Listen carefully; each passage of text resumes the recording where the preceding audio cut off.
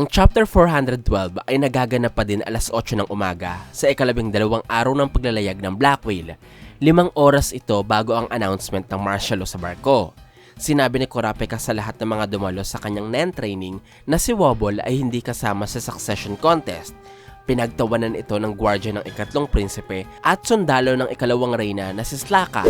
Tinatawanan niya ang mga impormasyong sinabi ni Kurapika na pwedeng matakasan ng mga prinsipe ang succession contest, na hindi kasama si Wobble sa kompetisyon at ang ginagawa ni Kurapika na training sa NEN sa kabila ng mga katotohanan ng kanyang binanggit.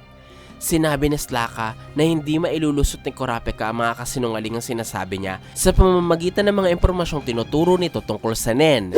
Pero nanindigan talaga si Kurapika na wala siyang binanggit na kahit na anong kasinungalingan at kahit teorya lamang ang mga impormasyong binanggit niya ukol sa NEN limitations, lubos niyang pinaniniwalaan ang mga ito. Naiintindihan ni Kurapika ang mga pagdududa mula sa mga tagapagsilbi kaya sinabi niya na bibigyan niya ng oras ang lahat na pag-isipan ng kanyang training at bumalik na lamang sila ng alas 10 kung gusto pa din nilang matuto ng NEN. Sa sunod na eksena, nag-flashback ulit ang kwento 2 araw bago ang mga kaganapan sa simula. Ipinapakita sa eksena na ito ang reaksyon nila Kurapika matapos nilang makausap ang isa sa mga anak ni Beyond Netero na si Longhee. Hindi makapaniwala si Bill na nagawa ni Beyond na maipasok ang kanyang anak para maging isa sa mga prinsipe. Sumugot si Kurapika sa pagkasabing alam niya ang kahalagahan sa paghahanap ng prinsipeng anak na Beyond. Pero mas importante ang paghahanap nila sa mga anak nitong nagdadala ng sumpang pwedeng pumatay kay Wobble.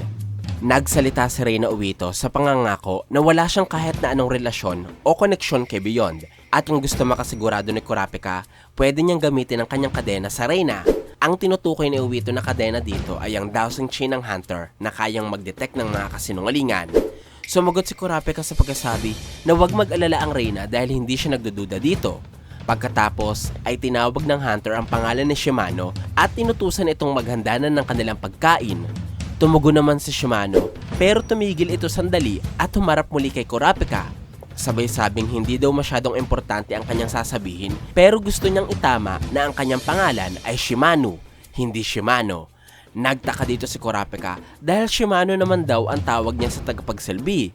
Pero pinipili talaga na Shimano na mali ang pagbigkas ng Hunter. Kaya bago pa magtalo ang dalawa, sumingit si Bill sa pagpunto na wag nang ipilit ni Shimano kay Kurapika ang accent ng mga taga-Kakin.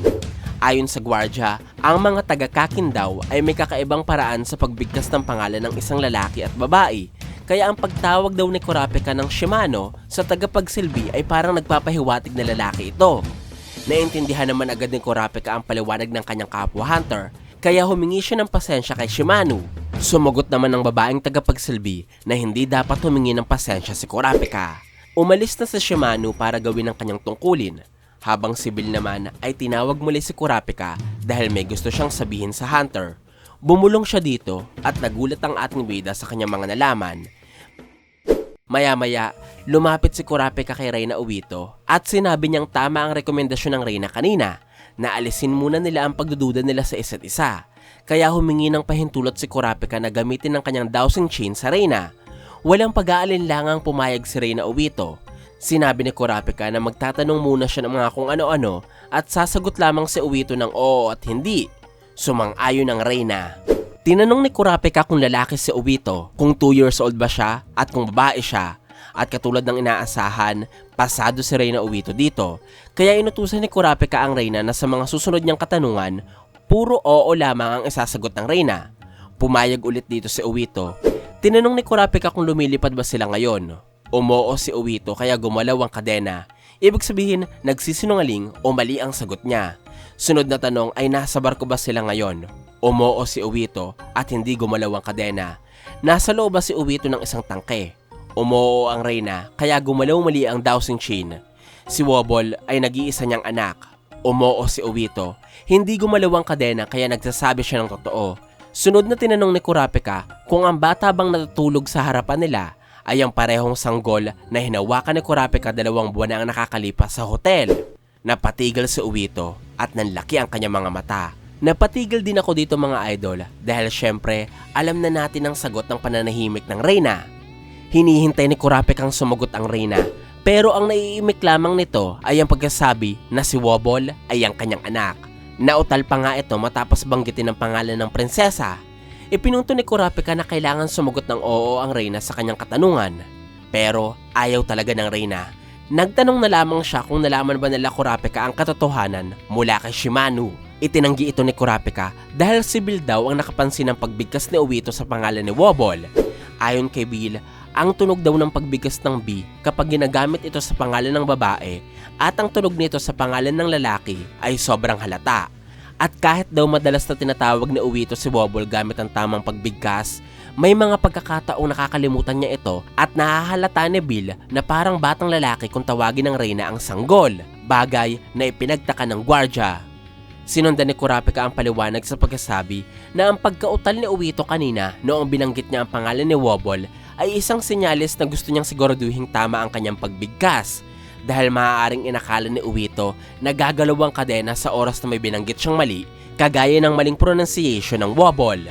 Itinaas muli ni Kurapika ang dowsing chain, sabay tanong kung kaninong anak ang batang lalaking nasa harapan nila at kung nasaan ang totoong prinsesa.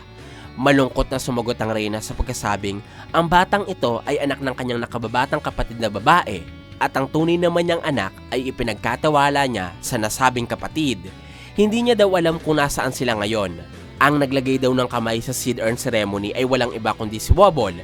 Pagkatapos ay pinagpalit niya ang kanyang anak at pamangkin para ang lalaking sanggol ang dumulo sa mga seremonya ng succession contest. Sa madaling salita, wala daw sa dalawang bata ang kwalipikado para lumuhok sa succession contest. Kung inyong maaalala mga idol, ang dugo ng mga prinsipe ay sobrang mahalaga sa seed urn ceremony dahil ito lamang ang tanging paraan upang patunayan nila ang karapatan nila sa trono bilang parte ng royal family. Sobrang talino ni Obito para malaman niya na hindi niya pwedeng isahan ang isang ritual na pinapagana ng Nen. Sobrang talino niya para sa isang babaeng wala daw alam sa paggamit ng kapangyarihan. Kaya tumpak, walang mintis at walang pagkakamali ang teorya natin sa kanya noon mga idol na si Reyna Obito ay isa ng Nen user bago pa man siya magamitan ni Kurapika ng steel chain, na siya ay isang sinungaling, mapagpanggap at desperadang reyna.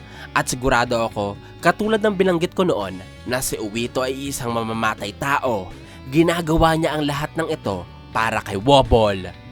Ayon sa reyna, inakala niya na itinuturing na treason at walang kapatawaran ang hindi paglahok sa succession contest, kaya gumawa siya ng paraan upang pagmukhain na kasama niya ang kanyang anak sa succession contest.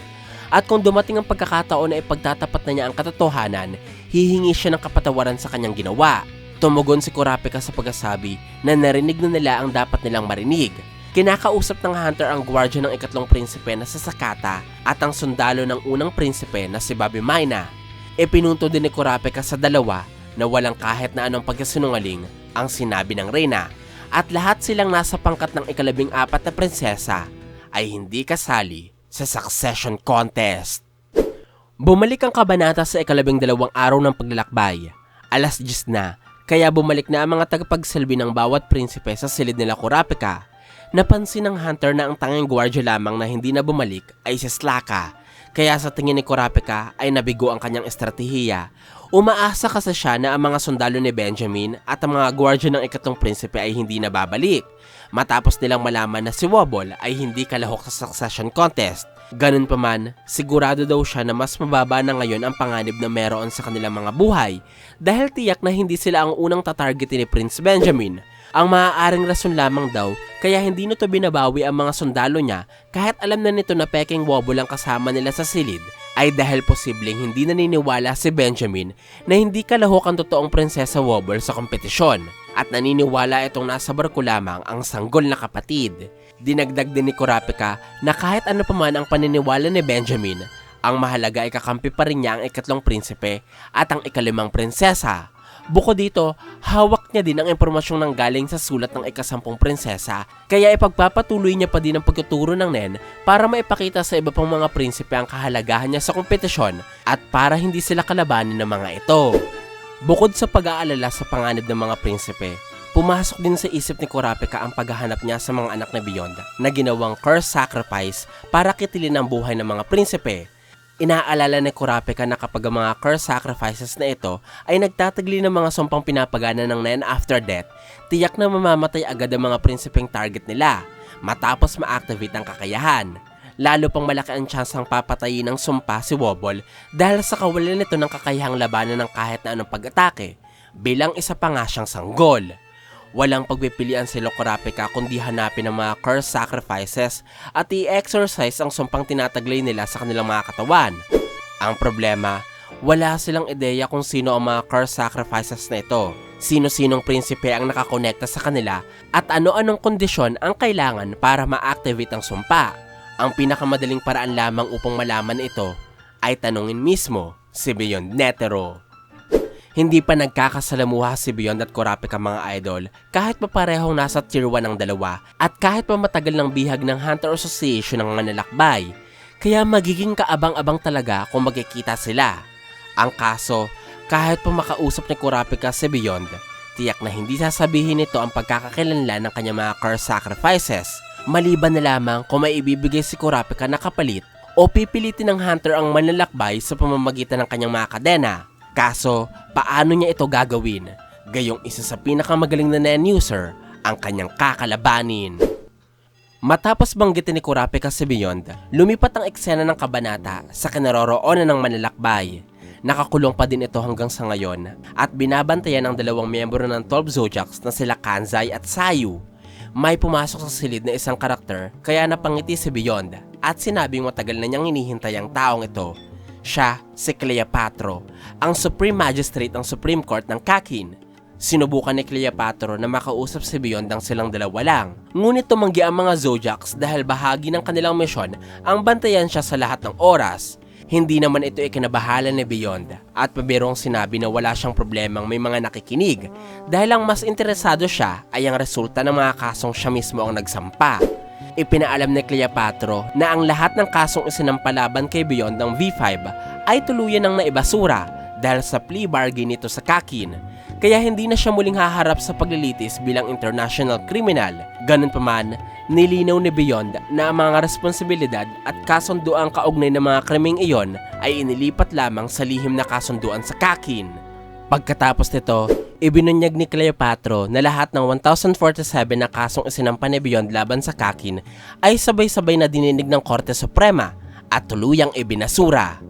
Nagulat at hindi makapaniwala si Beyond at inakusahan pa si Cleopatra na hindi nito pinag-aralang mabuti ang mga kaso. Mariin namang iginiit ni Cleopatra na isa-isa niyang sinuri ang lahat ng ito. Sa huli, ginamit ni Beyond ang naging desisyon ng korte upang kwestiyonin kung tunay bang pinoprotektahan ng imperyo ng Kakin ang mga pangunahing karapatang pantao ng mga mamamayan nito. Bilang tugon, ipinaalala ni Cleopatra na malinaw na nakasaad sa konstitusyon ng Kakin ang paggalang sa mga human rights. Ipinagpatuloy ni Beyond ang kanyang argumento sa pagsasabing kaya niya isinampa ang mga kaso ay dahil hindi naman talaga na ipapatupad ang mga karapatang nakasaad sa konstitusyon. Bilang tugon, isiniwalat ni Cleopatra na naisaayos na ang isyong iyon bago pa man isinampa ni Beyond ang kanyang kaso. Ayon sa kanya, personal lang isinulong ni Haring Nasubi ang pag-amyenda sa konstitusyon upang maipatupad ang prinsipyo ng pagkakapantay-pantay ng royal family at ng mga mamamayan sa harapan ng batas. Ano man ang maging resulta ng succession contest. Posible mga idol na ang batas na isinusulong ni Haring Nasubi ang magpapatigil sa carne livery na nagpapahirap sa maraming mamamayan ng Kakin sa kamay ng royal family. Pero sigurado na ang mga pagbabagong ito ay alam na ng leader ng Haley family na si Morena Prudo at hindi niya pa din pinaniniwalaan ang kayang gawin ng pagbabagong ito kaya tuloy pa din ang kanyang mga plano sa pagwasak ng Kakin. Iniabot ni Cleopatra kay Beyond ang kompletong record ng paglilitis kasama ang lahat ng mga pagbabago sa konstitusyon. Nagreklamo si Kanzai sa dami ng dokumentong kailangan nilang i-check. Ngunit agad siyang sinaway ni Sayu at ipinaalala na hindi nila kailangang basahin ang lahat ng nilalaman. Kailangan lamang nilang tiyakin na walang nakatagong kahina-hinalang bagay sa mga dokumentong ibinigay kay Beyond. Ilang sandali lamang ang lumipas ay natapos agad ni Beyond ang pagbabasa at humingi ng panibagong dokumento. Hindi makapaniwala sila Kanzai at Sayu, kaya random na lamang silang nag-abot ng mga papeles kay Beyond. Ipiniliwanag ng manlalakbay na wala siyang pakailam kung ano ang laman ng mga ito dahil ginagamit lamang niya ang pagbabasa bilang pampalipas oras habang hinihintay nilang makarating sa lupa. Lalong nainis si Cleopatra nang marinig iyon dahil buwan ang iginugol niya sa pagrerepaso ng libu-libong kaso ni Beyond at kinailangan pa niyang magsingit ng oras sa gitna ng paglilitis ng ikasiyam na prinsipe para lamang matapos sa mga ito. Sa halip na humingi ng pauminhin, pabirong sinabi ni Beyond sa mga Zodiac na matagal na niyang kilala si Cleopatra at iyon ang tunay nitong ugali. Wala namang interes si Kanzay sa kanilang personal na usapan habang si Sayu ay nagbiro na isama ang isa niyang boto para hatulan ng kamatayan si Beyond.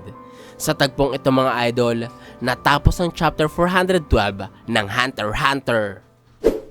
Ang chapter na ito mga idol ay nagpapakita na marami pa talaga tayong dapat abangan. Isa na dito ay ang lokasyon ng ika-14 na prinsesa. Sa tingin ko, nasa loob pa rin talaga siya ng barko at maaaring nasa mas mababang palapag lamang. Nasabi ko ito dahil sobrang tagal lang magiging biyahe ng barko patungo sa New Continent at kung babalik man sila sa Kakin ay baka abutin ng 4 na buwan. Kaya baka naisip ni Obito na masyado itong matagal at isama na lamang niya si Wobble sa biyahe pero papatuloyin niya ang sanggol sa mababang palapag ng Black Whale. Dapat din nating abangan mga idol ang paraang gagawin ni Kurapika upang mahanap ang mga anak na Beyond. Sinabi niya na plano niyang i-exorcise ang mga ito na para bang may kilala siyang Nen Exorcist na kayang mag-alis ng sumpa na likha ng isang malakas na Nen user. Sinabi din ni Kurapika na may alam siyang impormasyon galing sa sulat ni Kacho. Paano niya kaya gagamitin ito laban sa ibang mga prinsipe? At higit sa lahat mga idol, dapat nating abangan kung ano nga ba ang pinaplano ni Beyond. Bakit gusto niyang malaman ang resulta ng mga kasong isinampa niya?